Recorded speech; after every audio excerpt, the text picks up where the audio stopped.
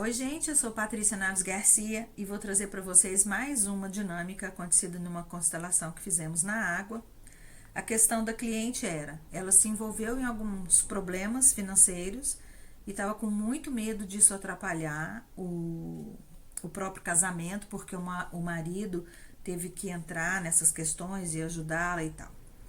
Então, durante o nosso atendimento, o início do atendimento na anamnese, nós observamos que a relação dela com a mãe tinha um peso muito importante nessa questão dos processos dela financeiros.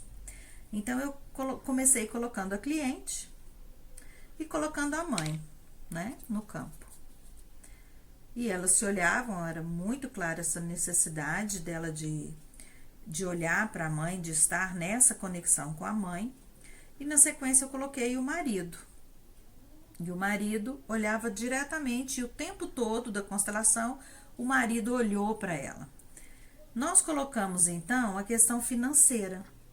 Quando eu coloquei a questão financeira se conectou à mãe e essa mãe se distanciou. E aqui ela ficou olhando para isso, deixando muito claro que essa compulsão, essas questões, tinham substituído essa relação que precisava ser vista com a própria mãe. Ela então, essas questões começaram a se movimentar e ela se movimentava junto, olhando diretamente para isso. E o marido o tempo todo olhando diretamente para ela. Aí eu resolvi colocar a questão do amor, Como o amor caberia ali, porque o medo da cliente era justamente a interferência dessas questões no próprio casamento. E mesmo o marido estando o tempo todo olhando para a cliente, eu resolvi colocar o amor. E o amor se posicionou assim, de forma que ela não pudesse enxergar essas questões. E esse amor vem, se posiciona e vai aproximando a cliente do marido dessa forma.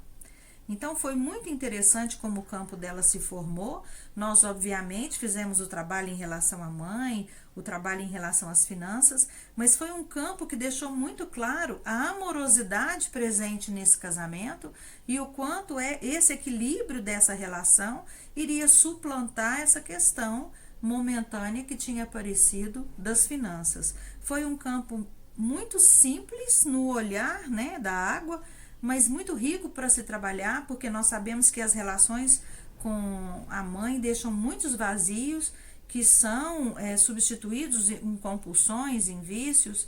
Então foi um campo muito interessante e eu tive muita alegria em trabalhar com essa cliente.